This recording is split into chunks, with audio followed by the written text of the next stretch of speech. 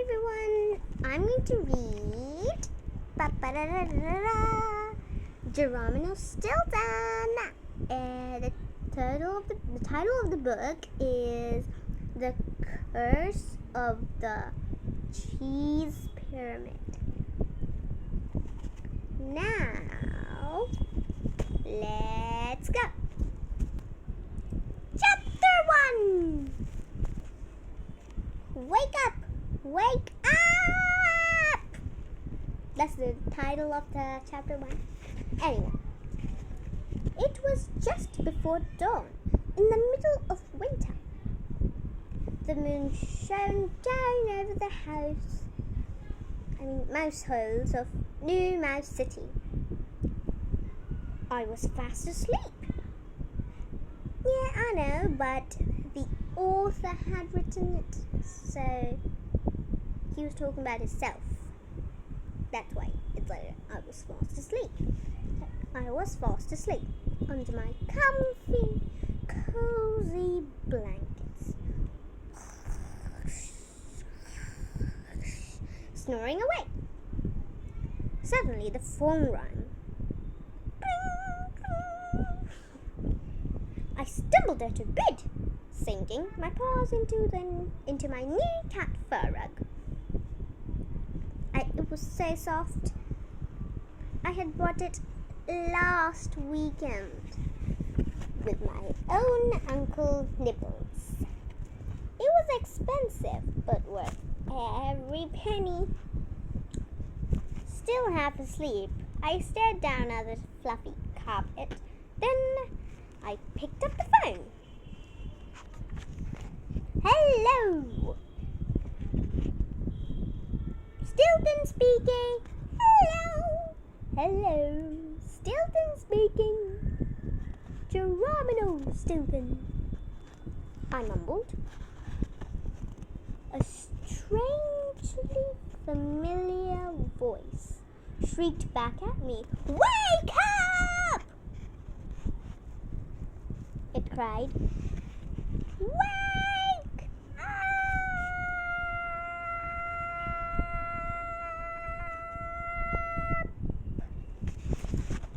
I put it really long because you see this. It goes all the way till here. That's why.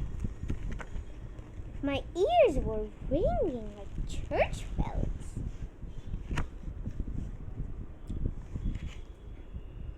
At Christmas mouse time, well, it's mostly Christmas Eve, but for rodents like these, it's Christmas mouse.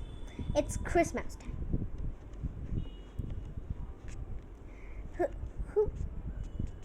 What? Who was it? I stammered. But the mad shrieker had already hung up. I glanced at the alarm log. Rancid rat! Rat-hoof! It was 6 o'clock in the morning. I dove back under my covers and continued. Oops, sorry. I got carried.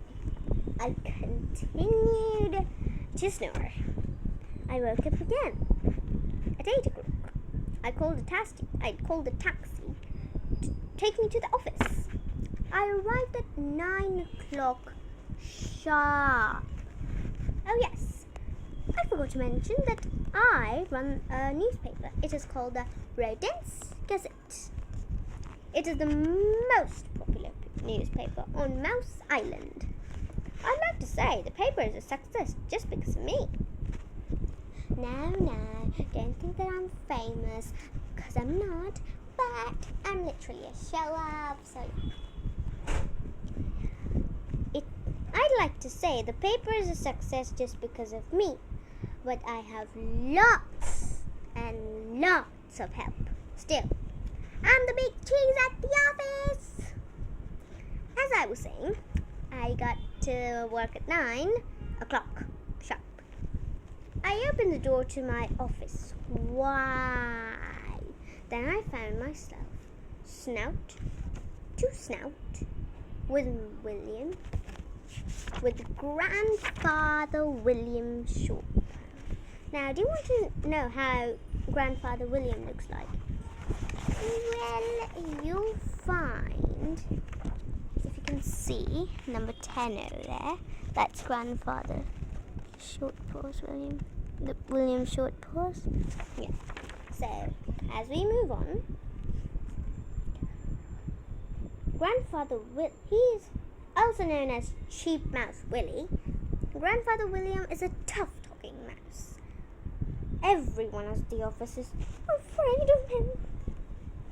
That's because he is the founder of the Rodents Gazette. How could that be? My wallet bleeds. Chapter 2. I had barely taken 2 posters into the room when Grandfather William began shouting at me, "Grandson! How dare you arrive at this hour?" But, Grandfather, it's 9 o'clock. This is when the office opens. Grandfather William just shook his head. Ridiculous! Do you realize you've slept half the day away, grandson? I've been here since 6 o'clock. A light went on inside my mouse-sized brain. So that was the shrieking voice I had heard on the phone this morning. Thanks for the wake-up call, I grumbled.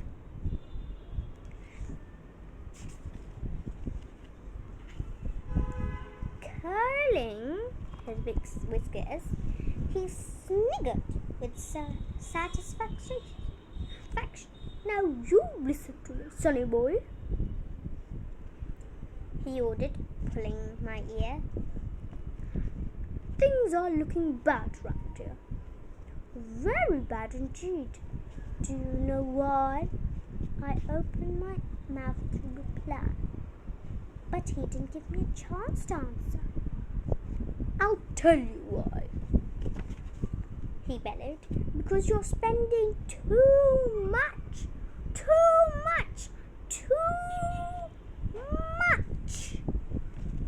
You must economize. You must economize. Economize. Do you know the meaning of the word, grandson? Do you know the meaning of the word, grandson? He hollered at the top of his lungs. I'm talking economize. E as in end this extra range immediately. C as in cut back on all expenses. Economize. O as in on your toes. Things about to change. N as in no more spending. You get me? No. O as in, oh, what a mess you have made of things. I know that's kind of funny, but I guess it worked. M as in mend your ways, grandson, or I'm taking back the firm. I as in I feel sick when I hear such things. Z as in zero, zilch, no spending. E as in economize everything. I gulped.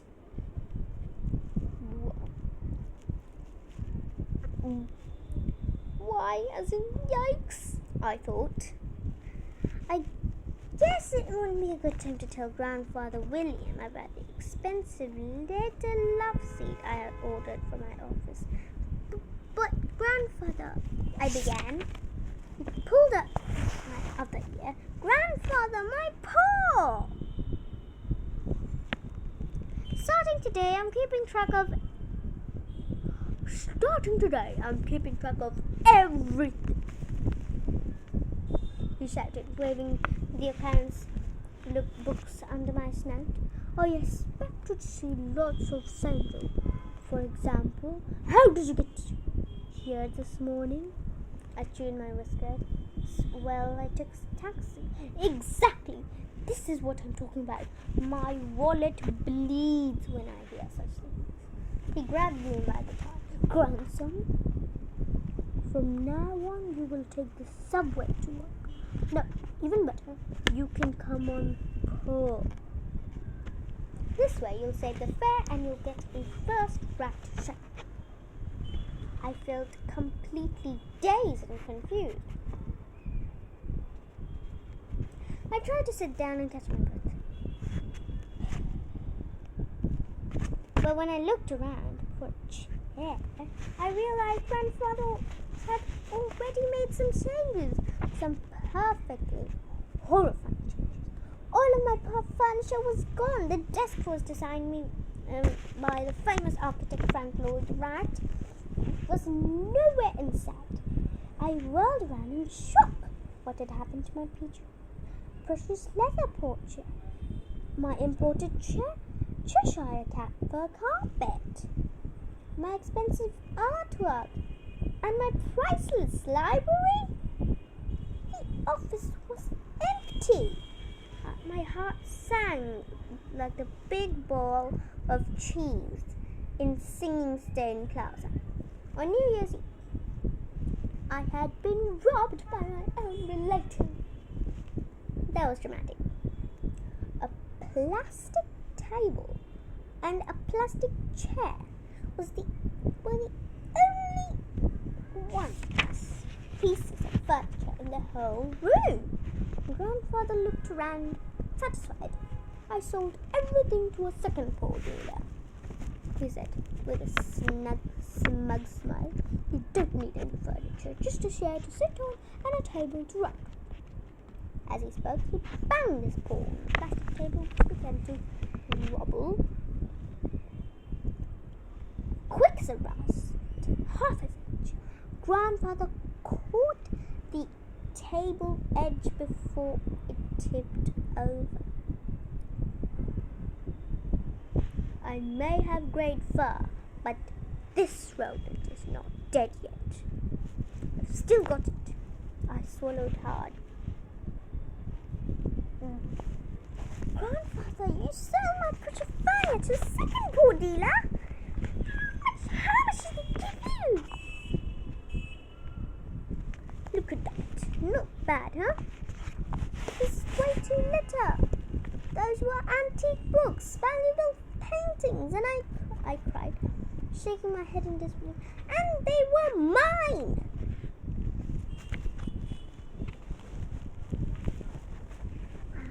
By now, my head was spinning. I was in a sad, terrifying state. I was either going to pull out all my fur or sob like a newborn mouselet. Or, okay? He stuffed the money back into his wallet. Then he shouted, "Grandson, you are about to get a lesson in business. You'll never forget. Remember, I am the founder of this, so I can do any single thing. I can shut it down with a twitch of my tail."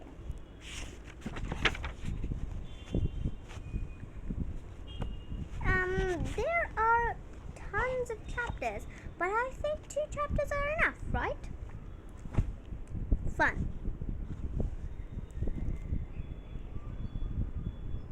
Really fun.